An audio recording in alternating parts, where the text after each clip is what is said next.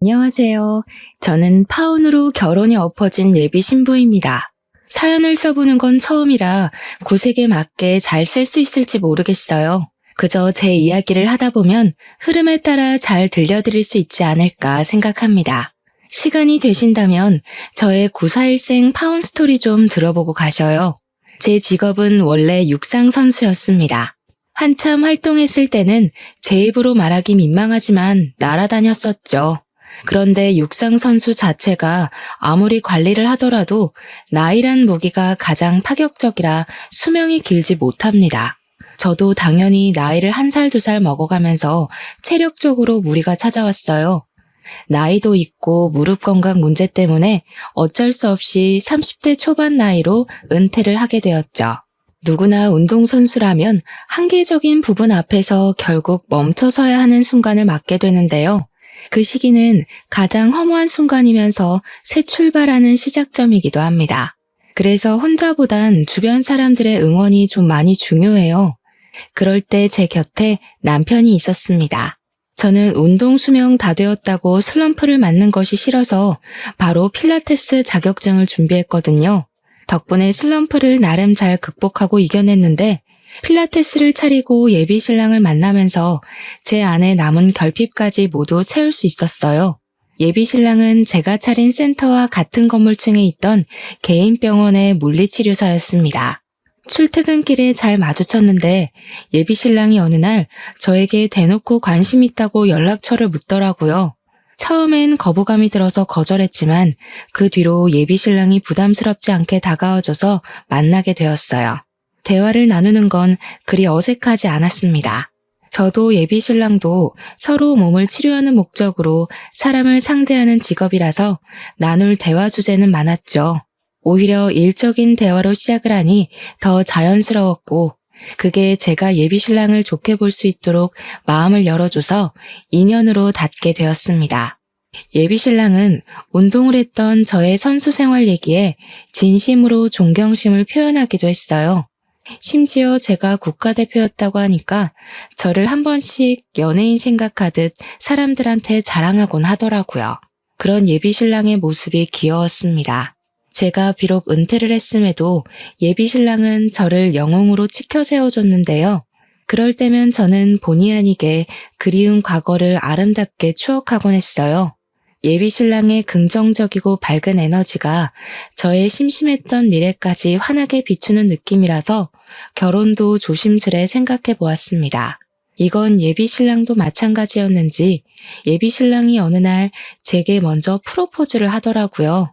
저 같은 여자를 과분하다고 표현하면서 오들오들 떨며 반지를 주는 예비 신랑의 모습 때문에 결혼을 단번에 허락했던 기억이 납니다.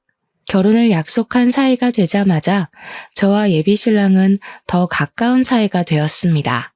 출퇴근은 무조건 같이 했고 괜찮다는데도 예비 신랑이 항상 저를 집까지 데려다 주었죠. 그러던 어느 날은 예비 신랑이 또 차로 저를 데려다 주려고 하는데 예비 신랑한테 전화가 온 적이 있어요.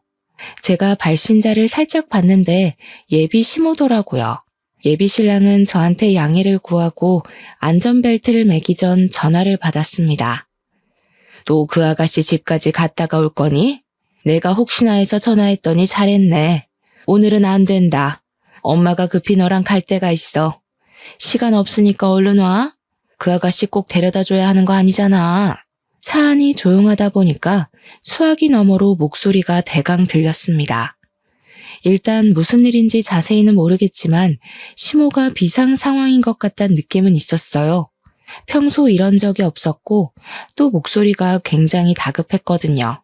예비 신랑도 그렇게 느꼈는지 시모의 말을 거절하지 못했어요.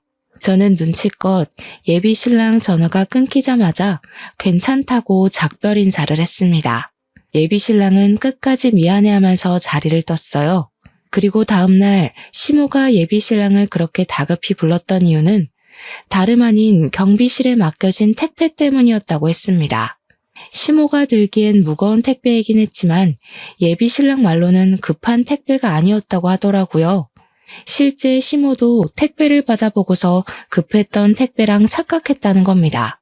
택배 때문인 걸 마치 뭔 사고라도 난 것처럼 유난을 떨었던 시모 행동에 예비 신랑도 당황했다고 했지만 솔직히 저도 적잖이 놀랐습니다. 그래도 뭐 많이 중요한 택배였나 보지라고 생각하고 말았죠. 예비 시모는 고등학교에 교감 선생님까지 했다가 건강상의 문제로 은퇴해 쉬고 있는 상황이라 했어요. 저랑 예비 신랑이 결혼하기로 약속을 잡았고 본격적으로 기한을 정해야 했으니 그 전에 결혼 인사를 먼저 하기로 했습니다. 그래서 시댁을 우선 찾아갔어요. 시무를 뵙는 건 지난날 예비 신랑이 통화할 때 잠깐 목소리로만 겪은 것 말곤 처음이었거든요. 근데 그때 이미 목소리부터 만만치 않게 유창하단 걸 느꼈기에 왠지 긴장이 되었습니다. 뭔가 만나기 전부터 어려운 느낌이 들었어요. 아니나 다를까 시모는 첫인상부터 얼굴에 매서운 사람이라는 것이 적혀있는 관상이었습니다. 교사를 했던 사람이라 그런가 역시 분위기 자체에서부터 위험이 느껴졌죠. 그리고 이미 알고 있었지만 말투에서도 누굴 가르치려는 느낌이 강하게 드러났어요. 그래서 그런지 시모는 약간 학습력으로 사람을 평가하려는 잣대가 있는 것 같았어요. 제가 애초에 공부보다 예체능 쪽으로 몸을 담갔던 사람이란 걸 못마땅해하는 기색을 보였습니다. 어쨌든 아가씨 지금 학력이 고졸까지라는 거네. 왜 그랬을까? 예체능으로 빠져도 대학은 나올 수 있었을 텐데. 운동한다고 공부 손 놓는 건 내 나이 때나 그랬던 거고 요즘 사람들은 미래 생각해서라도 이것저것 준비해두는 걸로 알거든요. 그래서 얘가 공부까지 한 애들보단 금메달 하나를 더 딸 수 있었던 거지. 엄마는 하나만 보고 여름 못 보네? 그것도 다 옛날 이야기지. TV에도 한 번 나온 적 없는 것 보니 유명한 선수도 아니었을 거 아니냐. 그리고 옛날에 상금 많이 탔다 해도 다 친정 밑으로 들어갔지. 지금이야 가진 돈 뭐 얼마나 남았을 거라고.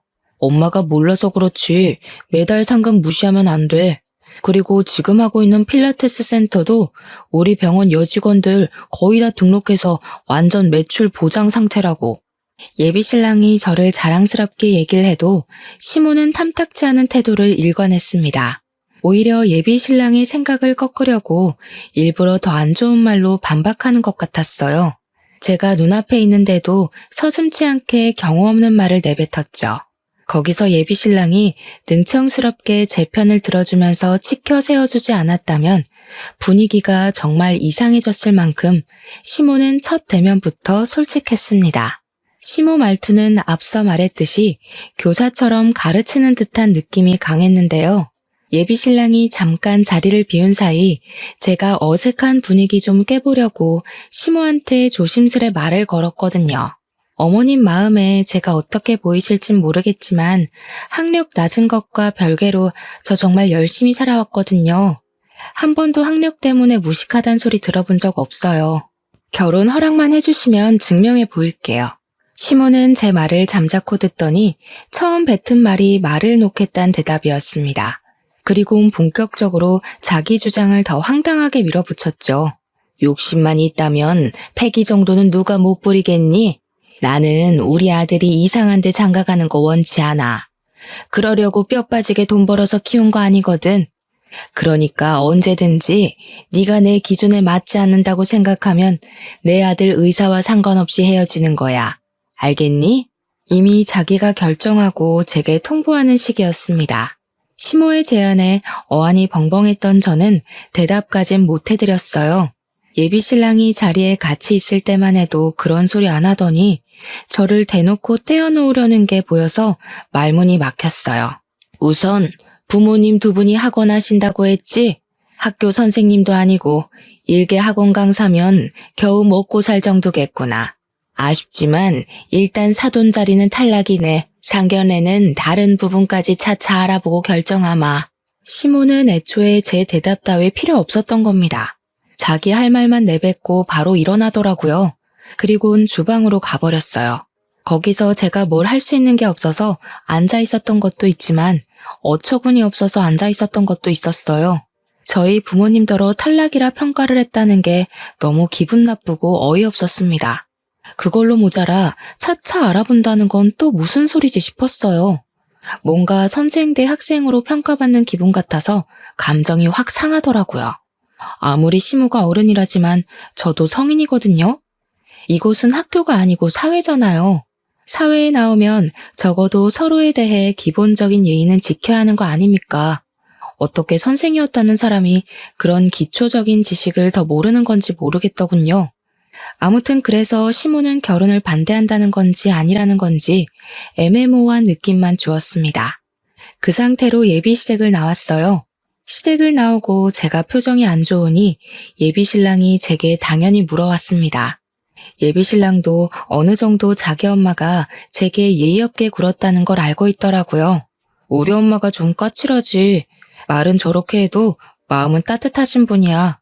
처음부터 기준을 높게 잡아야 허튼 사람 걸러낼 수 있다고 괜히 오버하신 거야.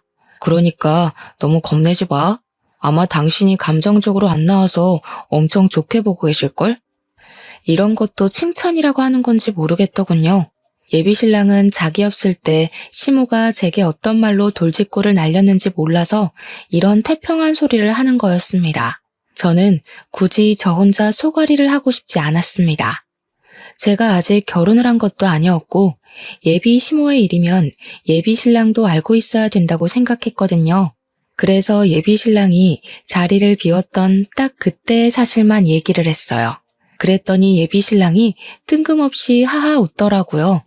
저는 나름 심각하게 얘기를 한 건데 웃어버려서 더 기분이 나빴습니다.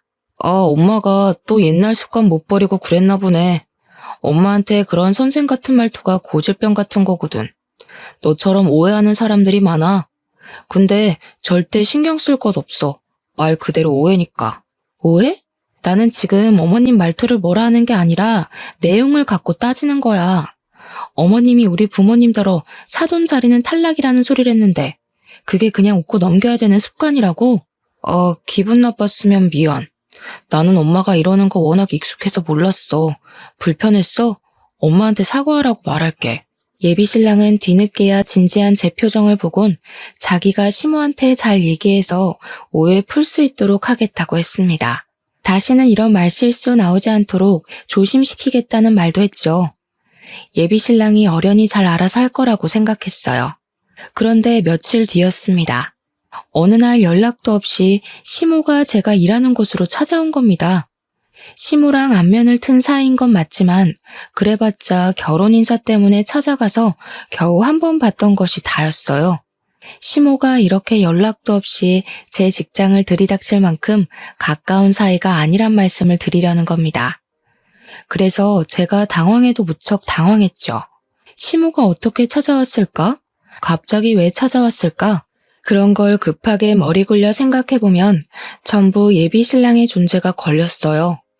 아마 예비신랑이 결혼 인사 때문에 시모한테 뭔 얘기를 해서 저를 찾아온 게 아닌가 싶은 생각이 뒤늦게 들었습니다. 그나마 가장 사실에 가까운 강력한 추측이었죠. 어머님, 갑자기 어쩐 일로 찾아오셨어요? 어머님 오실 거란 얘기를 따로 들은 게 없어서 전혀 모르고 있었거든요. 모르는 게 당연하지. 내가 말 안 하고 왔으니까. 그냥 내 아들 병원에 물리치료 받으러 왔다가 네가 여기서 센터 한다는 얘기가 생각나서 잠깐 들렸다. 물리치료를 받으러 왔다는 것이 핑계라는 건 저도 나이가 있기 때문에 훤히 보이는 속셈이었습니다. 시모는 굳이 그런 거짓말을 하면서 제 센터가 보고 싶어 찾아온 것 같았어요.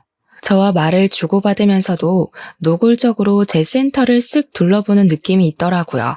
지난번 결혼 인사 갔을 때 다른 건 차차 알아보겠다고 하더니 이런 불시의 점검이 그런 과정 중 하나였지 않나 싶습니다. 한눈에 들어왔을 센터를 눈에 다 담고 난 시모는 그제야 제게 눈길을 두었는데요. 이번엔 저의 차림새를 위아래 훑는 겁니다. 곧 혀를 끌끌 차면서 말씀하셨어요. 결혼할 남자도 있는 여자가 이런 야한 옷을 입고 일을 해? 혹시 일부러 다른 이성들의 시선을 즐기거나 그런 쪽에 취미가 있는 건 아니겠지? 그런 게 아니라면 앞으로도 이런 식으로 일할 거니? 이런 식이라뇨? 누가 들으면 제가 뭐 부정행위라도 하다 걸린 사람인 줄 알겠어요. 어머님, 여기 제 직장이에요. 아무리 그래도 말씀 좀 조심해 주세요. 조심은 너부터 하는 게 좋겠는데? 내 아들이 무려 같은 병원에서 일하고 있는 임직원인 걸 알면서 신부 될 사람이 쫄쫄이 입고 아래층에서 이런 식으로 설쳐대는 거 사람들이 알아봐. 천박하게 보지 않겠니? 말이 너무 대놓고 심한 것이 시모는 저한테는 아예 예의를 차릴 생각이 없어 보였습니다. 그 탓에 주변 회원님들까지 시모 하는 말을 다 듣게 되었는데요. 솔직히 너무 창피했고 자존심이 상했어요. 제가 결혼도 하기 전에 이런 시모를 만나게 생겼다는 걸 광고하는 셈이라 쓸데없이 동정심을 살 것 같기도 했죠. 저는 일단 보는 눈 때문이라도 어쩔 수 없이 시모를 휴게실로 모셨습니다.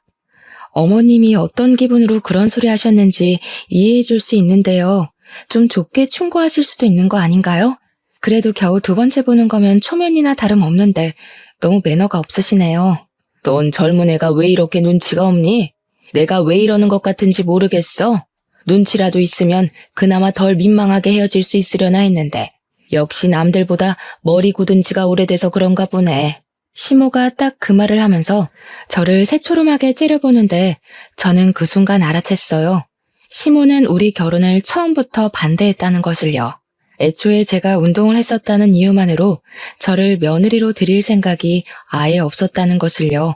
알아서 나가떨어져 나가길 바래서 저한테 그리 매너 없게 굴었다고 친히 말씀하시더라고요. 그걸 그제야 눈치챈 저도 어쩌면 미련한 면이 없지 않았다곤 볼 수 없을지도 모르겠네요. 나는 적어도 우리 아들이 같은 병원 일 하는 사람이나 공무원은 되는 사람이랑 결혼하길 바라거든.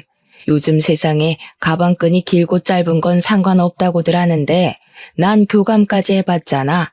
내 눈엔 다 티가 나. 시모가 말하길 저는 겨우 고졸이었고 고등학교 때도 공부보단 운동을 했던 사람이니 저랑 예비신랑은 격이 안 맞는다고 판단하셨습니다. 그래서 어머님이 여기까지 오셔서 하고 싶은 말씀은 뭔데요? 어머님 지금 지난번에 했던 말 또 하고 계세요. 저 그만 무시하시고 바른 대로 말씀해 주세요. 내가 널 또 언제 무시했다고 그러니? 이것 봐. 조금 마음에 안 드는 말 했다고 바로 꽁해져선. 못되게 표현하긴 하고. 뭐 어차피 길게 볼 사이 아니니 나도 입 아프게 길게 말 안 하마. 이 결혼하지 마라. 시모는 예비신랑이 아직 저를 좋아해서 자기가 자기 아들한테 헤어지라고 말 못하니까 저더러 먼저 이별을 통보하라고 종용하기 시작했어요. 결국 이거였던 거예요.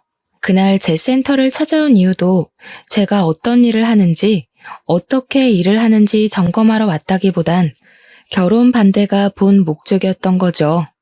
어차피 네가 우리 집에 며느리로 들어오면 지옥일 거야.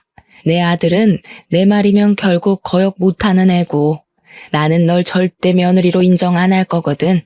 불 보듯 뻔한 지옥길에 뛰어드는 멍청한 짓은 안 하겠지? 공부 안 했다 해서 혹시나 싶어 알려주러 오긴 했다만 시모가 결혼하지 말라는 소리를 하자마자 그래도 그 말할 때만큼은 최소한의 예의를 갖춰줄 거라 생각했습니다. 끝까지 사람 자존심을 긁어줄진 몰랐네요.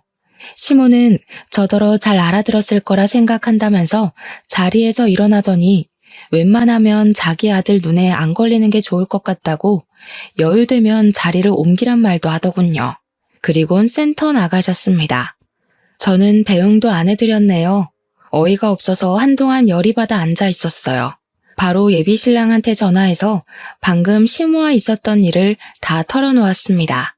어머님이 자기랑 나랑 격 안 맞는 것 같다고 나더러 대신 헤어지자 말하라네. 결혼하면 제대로 지옥맛 겪게 해준다고 감히 고졸학력으로 자기 며느리 될 생각은 꿈도 꾸지 말라더라. 뭐? 엄마한테 바로 집에 가라고 그랬는데 방금 엄마 들렸다 갔다고? 내가 지금 가서 엄마한테 다시 말할게. 엄마가 그런 뜻으로 말한 거 아닐 거야. 가만 보니까 자기는 매번 어머님이 그런 뜻으로 말한 거 아닐 거라고 하네. 그럼 자기도 내가 공부 안 해서 내 멋대로 해석한다고 생각하는 거야? 아, 아니다. 그냥 여기까지 하자. 네 엄마 말대로 내가 불보듯 뻔한 지옥길을 뭐하러 가겠니?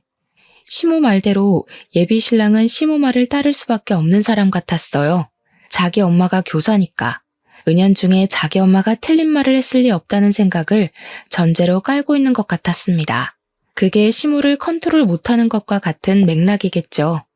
매번 같은 말로 오해를 풀려고 하는 태도를 보니 결혼하고 나서 예비 신랑이 어떻게 나올지도 불보듯 뻔하더군요. 저는 제 앞날이 빤히 보이는 그 길을 굳이 가고 싶지 않았어요. 예비 신랑의 엉터리 행실 덕분에 예비 신랑을 향한 사랑마저 시들어져 버린 건 정말 다행이었습니다. 제게 콩깍지가 남아 있었다면 가시밭길을 자진해서 이겨내려고 했겠죠. 저는 그런 수모 당하면서까지 결혼을 할 만큼 멍청하지 않았기 때문에 남편에게 이별을 통보했습니다. 그런데 말입니다. 그 뒤로 이별을 받아들이지 못한 예비 신랑이 센터를 빈번하게 찾아오기 시작했어요. 개무시하긴 해줬지만 예비 신랑이 눈에 띄게 망가지는 것이 보여서 점점 신경 쓰이더라고요. 만나주지도 않을 건데 계속 퇴근하면 기다리고 주말마다 일도 안 하면서 센터를 찾아왔어요. 그래봤자 어차피 공공장소라 예비 신랑이 저를 함부로 하진 못했거든요. 또 회원들도 계속 들락날락했으니 예비 신랑이 제게 마음 놓고 말을 걸지도 못했습니다. 아무리 무시하려고 해도 한때 결혼까지 생각했던 사람이기에 완전히 무시하는 건 무리였거든요. 그래도 저러다 말겠지 싶어서 내버려뒀어요. 선을 넘는 짓을 하는 건 아니라서 경찰에 신고까진 안 했죠. 근데 예비 신랑이 심해지면 더 심해졌지 일상을 회복할 기미가 안 보이더라고요. 정말 일도 제대로 못할 만큼 피폐해져 갔어요. 나중엔 같이 일하는 동료 직원이 저를 찾아오기까지 했다니까요. 몰래 저를 찾아와서는 예비 신랑한테 한 번만 더 기회 주면 안 되겠냐 대신 부탁하는 거 아니겠습니까? 그때부터 제가 다시 말도 안 되는 고민을 했던 거예요. 원래 한번 고물이 되어버린 건 다시 걷어들이는 게 아닌데 쓸데없이 제 손때 묻은 그 고물에 정이라도 남아있었던 건지 결국 흔들린 거죠. 그런 와중에도 예비 신랑은 제게 매일 전화해왔고 저만 보면 하염없이 울고 그랬어요. 그래서 수천 번 고민 끝에 제가 결국 예비 신랑을 다시 만나버렸네요. 대신 결혼은 보류하고 말이죠. 내가 무슨 일이 있어도 엄마가 너한테 입도 뻥긋 못하게 만들 거야. 네가 나 믿어준 거 절대 실망시키지 않을게. 정말 고마워. 예비 신랑은 저랑 어떻게든 결혼까지 하고 말겠다는 기세를 보였어요. 저는 솔직히 결혼 욕심까진 더 이상 없었거든요. 근데 예비 신랑이 자기가 알아서 시무를 처리해보겠다니까 그냥 그 모습도 궁금해서 내버려 뒀습니다. 그런데 그걸 아주 화끈하게 보여줄지는 몰랐어요. 예비 신랑이 제게 결의를 보여준 지 한 달이 지났을 때쯤이었는데요. 예비 신랑이 그동안 자기 나름대로 시무한테 반항을 했나 보더라고요. 어느 날은 퇴근하고 집 앞에 갔는데 예비 신랑이랑 시무가 먼저 도착해서 기다리고 있더라고요. 시무는 예비 신랑이랑 헤어지고 나서 처음 보는 거였거든요. 준비되지 않은 마음으로 시무를 발견하니 저절로 주춤하게 되었습니다. 저도 모르게 굳이 마주치고 싶지 않아서 도망가려는데 예비 신랑이 저를 붙잡고 한 번만 같이 시간 갖자고 부탁하기 시작했어요. 자기가 시무를 회유시켜서 사과하러 온 거라고 하더라고요. 예비 신랑이 곧장 시무를 끌고 제 앞에 세우더니 정말로 사과하라고 시키는 겁니다. 엄마 분명 나 결혼시키겠다고 약속했어. 안 그럼 내가 엄마 아들 안 하겠다고도 했고. 예비 신랑이 시무한테 저렇게도 말을 할 줄 아나 싶었어요. 그걸 보면서 예비 신랑도 시무한테 대들려면 대들 수 있는 사람이구나 라는 생각이 들었습니다. 근데 문제는 시무가 진짜 제게 사과를 할까? 그거죠. 처음부터 제가 수준 낮아서 마음에 안 들다 했던 사람인데 콧대 높은 사람이 과연 고개를 숙일까요? 아니나 다를까 시모는 자기가 사과하는 모습을 아들한테 보이기가 싫었는지 예비 신랑더러 자리 피해달라고 했습니다. 예비 신랑은 그런 시모의 말을 거역하려 했지만 시모가 엄마의 마지막 자존심은 지켜달라고 해서 어쩔 수 없이 자기 차에 올라탔어요. 그렇게 해서 저랑 시모 단둘만이 집 앞에 서서 마주보는 상황이 되었죠. 사과하신다고 제가 무조건 받아줄 거란 기대는 안 하셨으면 좋겠네요. 제 기준에서 진정성이 별로 안 느껴진다면 사과 거절할 생각이라서요. 저는 일단 시모한테 기죽고 싶지 않아서 기선제압을 하였어요. 그랬더니 그때 시모가 예비 신랑 눈치를 보더니 가방에서 검은 봉지 하나를 꺼냈습니다. 착각하지 마. 넌 여전히 내 며느리감 아니야. 다음 주에 우리 아들 선봐줄 공무원 아가씨 알아놨는데 너 때문에 진행이 안 되려고 하거든? 아무래도 내 아들이 귀신에 홀린 게 아닌가 싶어서 조치 좀 취하려고 찾아온 거야. 그 순간 시모가 들고 있던 검은 봉지를 제 머리 위로 쏟아버렸어요.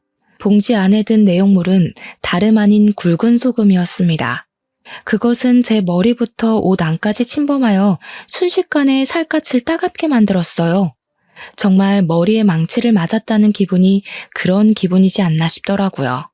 그 잠깐 동안 온 신경이 얼어붙은 것처럼 꼼짝할 수가 없었습니다. 제 기준에서 상상을 초월하는 무례함이었거든요.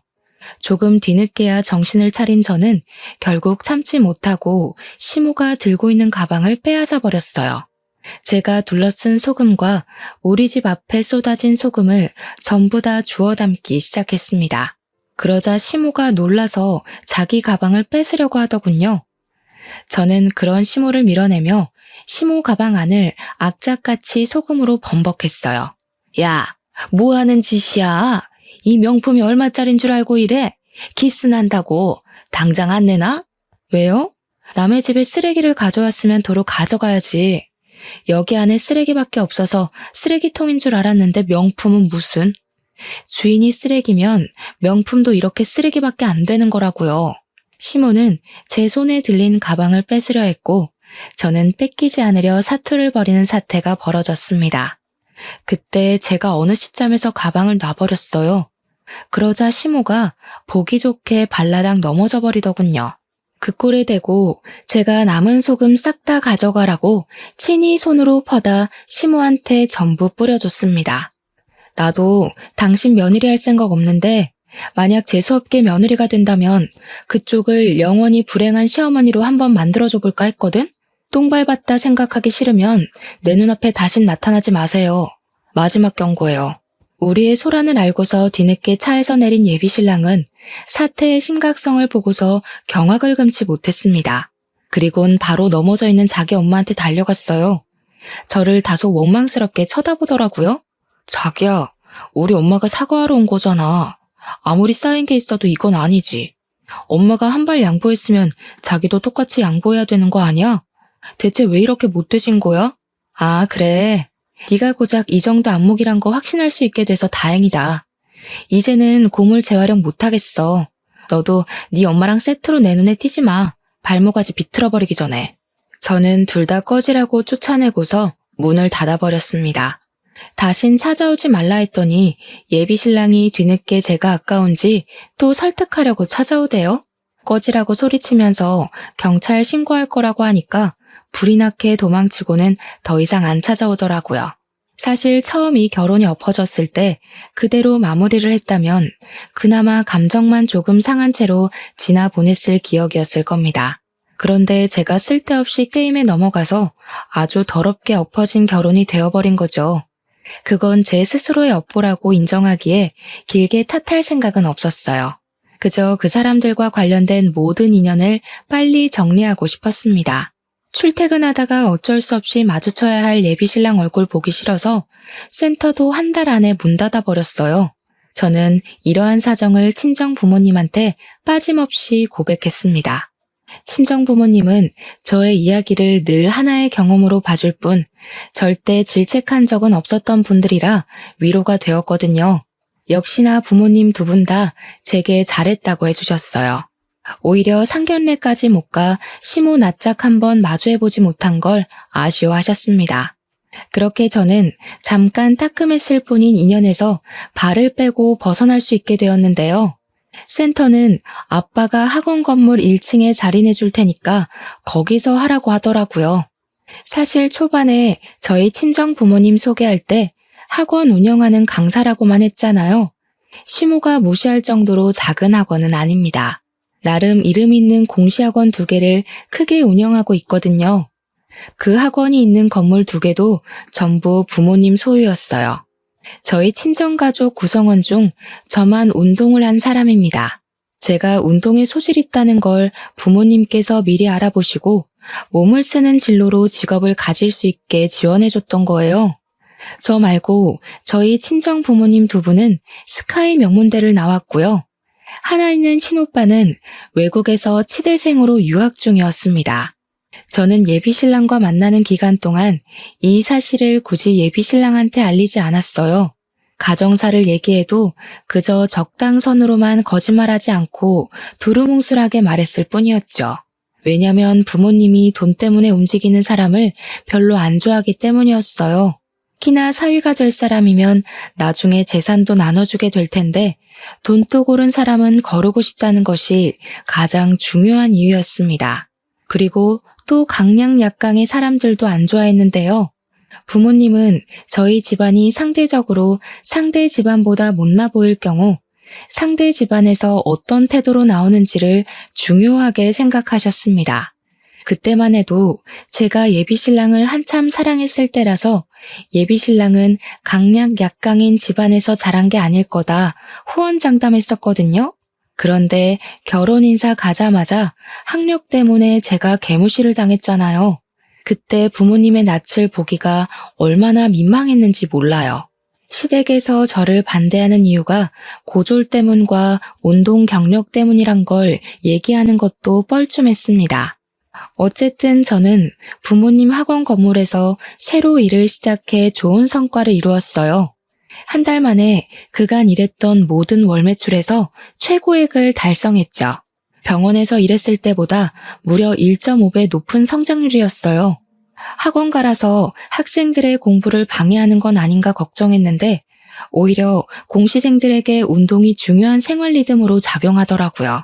그래서 뜻하지 않게 인기가 대폭발해버렸습니다. 지난날의 과오는 생각도 안 날 만큼 빠듯한 하루를 보냈어요. 그렇게 평화로운 일상을 살던 중이었습니다. 아무 생각 없이 휴대폰을 봤는데 제가 예비신랑을 차단 안 해놨더라고요. 그래서 우연히 예비신랑 프로필을 보게 되었어요. 근데 결혼하는가 보대요? 공무원 여자랑 선본다더니 잘된 건지 웨딩 사진이 프로필로 올라와 있었습니다. 그걸 보면서 역시 사람은 다 제 짝이 있는 거구나 그런 생각이 들더라고요. 제게는 어렵기만 했던 그 남자와의 결혼이 어떤 여자한테는 겨우 몇 개월 만에 결혼까지 직행했을 만큼 수월했다는 의미잖아요. 예비신랑과 결혼을 못해서 아쉽다는 말을 하는 게 아니라 그저 사람은 저마다 묶인 인연이 따로 있는 것 같다는 걸 느꼈다는 것 정도예요. 그런데 생각해보면 말입니다. 세상에 이루어질 수밖에 없는 운명적인 인연이 있다면 그 반대도 있다는 소리잖아요. 참 끈질긴 앙숙의 인연도 분명 존재하지 않겠습니까? 제가 아마 예비신랑과 운명이 아닌 앙숙의 연으로 묶여진 관계가 아닌가 싶었어요. 그렇게 느낀 이유는 당연히 그 집안 사람을 또다시 마주치게 되면서였습니다. 한참 평소와 같은 일상을 보내고 있을 무렵이었어요. 대낮이었고 곧 점심시간이라서 건물 내부에 점차 사람들의 유입이 많아지고 있을 때였죠. 그 시각 저는 센터에 있었는데요. 갑자기 건물 내에서 엄청난 소란이 나는 겁니다. 소방 대피 훈련할 때 말고는 보통 이 정도의 소음은 생기지 않는 곳이 공시학원이거든요. 그래서 단연 그 소리에 관심이 몰릴 수밖에 없었어요. 저뿐만 아니라 건물 내부의 모든 사람들이 다 그랬죠. 그건 수업까지 방해될 정도의 행패였던지라 구경 나가지 않을 수가 없었는데요. 저도 뒤늦게 센터를 나가봤다가 정말 깜짝 놀랐지 뭡니까. 소란의 중심이 있는 사람 중 한 명이 예비 시모였던 여자가 아니겠어요? 인파에 가려져서 시모만 보였을 땐 시모가 저를 찾아내서 이곳을 온 줄 알았습니다. 등골에 소름이 쫙 끼쳤죠. 그런데 조금 더 인파를 뚫고 중심으로 들어가니 시모가 웬 젊은 여자의 머리채를 잡고 성난 얼굴을 하고 있더라고요.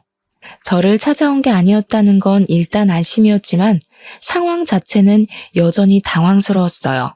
공무원도 아닌 게 공무원이라고 거짓말을 쳐? 어쩐지 뭔가 이상하다고 했어. 아직 필기도 못 붙어서 학원이나 다니고 있던 주제에 어디서 공무원이었던 나를 속이고 내 아들이랑 결혼을 하려고 해? 내 아들한테서 얼마나 뜯어갔어? 보아하니 시모에게 머리채를 잡혀 비명을 꽥꽥 지르고 있는 여자는 제가 예비신랑 프로필에서 봤던 그 여자인 듯 했습니다. 예비신랑과 결혼하려 했던 여자인데 공무원이 아니라 우리 부모님 학원을 다니고 있던 공시생이었나 봐요. 억울해하면서 해명하는 여자 얘기를 들어보니까 결혼하기 전에 시험이 하나 있는데 그때 무조건 붙을 자신이 있어서 일부러 말 안 했다고 하더라고요. 그건 당장의 결과를 원하는 시모한텐 통하지 않을 이론이란 걸 저는 예측이 되었죠.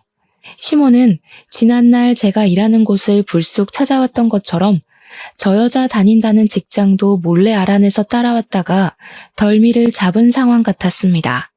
처음엔 시모의 무례함에 분노만 느껴졌는데 시간 좀 지나니까 한결같이 정신 못 차리고 아들 앞길 막고 서 있는 시모가 한심해 보이더군요.